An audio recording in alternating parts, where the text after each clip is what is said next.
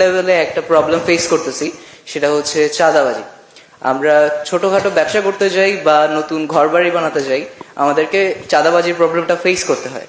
তো আমি জানতে চাচ্ছি আপনি এটা নিয়ে কি প্ল্যান করছেন, যে আপনি কিভাবে রুট লেভেল থেকে এই প্রবলেমটা সলভ করবেন। Thank you. আচ্ছা, এখানে দুটো বিষয় আছে। আপনার এই প্রশ্নটাকে দুটো ভাবে দেখি আমরা। প্রথমত দেখেন, আমরা এখানে ছোট এন্টারপ্রেনার যারা, তাদেরকে একটা সাপোর্ট দেওয়ার কথা বলেছি প্রথম প্রশ্নে। আমরা এনভায়রনমেন্ট নিয়ে কথা বলেছি, আরো একটি বিষয় নিয়ে কথা বলেছি। আমরা যেই প্ল্যানই করি না কেন, কোনো প্ল্যানই সাকসেসফুল হবে না যদি আমরা দুটো ইস্যুকে অ্যাড্রেস না করি। একটা হচ্ছে আপনি যে ইস্যুটা অ্যাড্রেস বললেন, যে প্রশ্নটা আপনার, যে অর্থাৎ আইন শৃঙ্খলা ব্যবস্থা বা মানুষের নিরাপত্তা, নিরাপদ করা মানুষকে, এটা যদি এনশিওর করতে আমরা না পারি, এবং এট দ্য সেম টাইম করাপশনকে যদি আমরা অ্যাড্রেস করতে না পারি, করাপশনকে যদি নিয়ন্ত্রণের মধ্যে আনতে না পারি, তাহলে আমরা যত যাই প্ল্যান করি হবে না।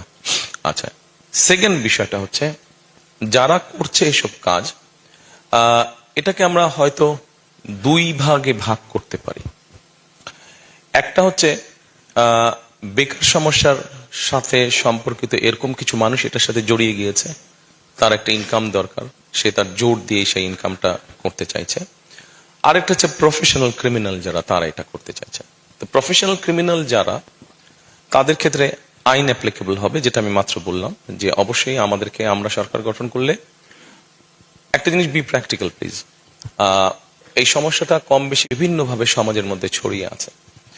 আমরা যে ওভারনাইট সবকিছু করে ফেলতে পারবো, নট দ্যাট, বাট আমি মনে করি, যেহেতু আমার দেখার সুযোগ হয়েছে একটা গভর্নমেন্ট কাছাকাছি, আমি গভর্নমেন্টে ছিলাম না, বাট দেখার সুযোগ হয়েছে কাছাকাছি গভর্নমেন্টকে। একটা গভর্নমেন্টের মেসেজিং অনেক ক্ষেত্রে অনেক জিনিসকে সঠিক পথে নিয়ে আসতে পারে। গভর্নমেন্টের থেকে যদি মেসেজিং যায় যে we will not tolerate this, তারপরে তো গভর্নমেন্টের বিভিন্ন প্রিকশন বা স্টেপস থাকবে। কিন্তু যখন মেসেজিং যাবে যে আমরা এই ধরনের জিনিস টলারেট করব না, আমরা করাপশন টলারেট করব না, অটোমেটিক অ্যাটলিস্ট 20-30% তখনই রিডিউস হয়ে যায় সমস্যাটা। সো আমি যেটা প্রথমেই কথাটা শুরু করেছিলাম, যে আমাদের যেই প্ল্যানগুলো আমরা করেছি, সেটা 31 দফার ভিতরে হোক, কয়েকটা প্রজেক্ট যে আমাদের আছে, 8টা পয়েন্ট দিয়েছি, এই সবগুলোকে যদি আমরা অ্যাড্রেস করতে চাই, প্রথমে আমাদের অ্যাড্রেস করতে হবে ওই দুটো ইস্যু। একটা নিরাপত্তা ইস্যু, মানুষ যাতে স্বাচ্ছন্দ্যে চলাফেরা করতে হয়, সেটা ছেলে হোক মেয়ে হোক, স্বাচ্ছন্দ্যে ব্যবসা বাণিজ্য করতে পারে, এটা, এবং at the same time corruption. আমি বোঝাতে পারছি আপনাকে? ওকে, আমরা সামনের কাতারে, আপনারা ডিসাইড করেন কে বলবেন। ভাই আসসালামু আলাইকুম। ও, ওদিক চলে গেছে একদম। আচ্ছা ঠিক আছে, আপনি শেষ করেন। আসসালামু আলাইকুম ভাই, আমি মুশফিকুর সালেহিন, চিটাগং ইন্ডিপেন্ডেন্ট ইউনিভার্সিটির একজন ছাত্র। আমার প্রশ্ন স্কিল এবং এম্পাওয়ারমেন্ট নিয়ে। আমরা জানি বাংলাদেশের প্রায় 1 থেকে 1.5 কোটি মানুষ বিদেশে বিভিন্ন রকমের কাজে নিয়োজিত, কিন্তু সেই অনুযায়ী আমরা কিন্তু বৈদেশিক মুদ্রাটা কিন্তু আমরা তুলনামূলক কম পাচ্ছি। তো আপনি যদি দেশ পরিচালনার ক্ষমতায় আসেন, তাহলে আপনার কি এরকম কোনো প্ল্যান আছে যেখানে আমাদের যে লো পেড লেবার, ওদেরকে হাই ভ্যালু ওয়ার্কফোর্সে রূপান্তর করার কোনো প্ল্যান আছে? ধন্যবাদ। জি আছে।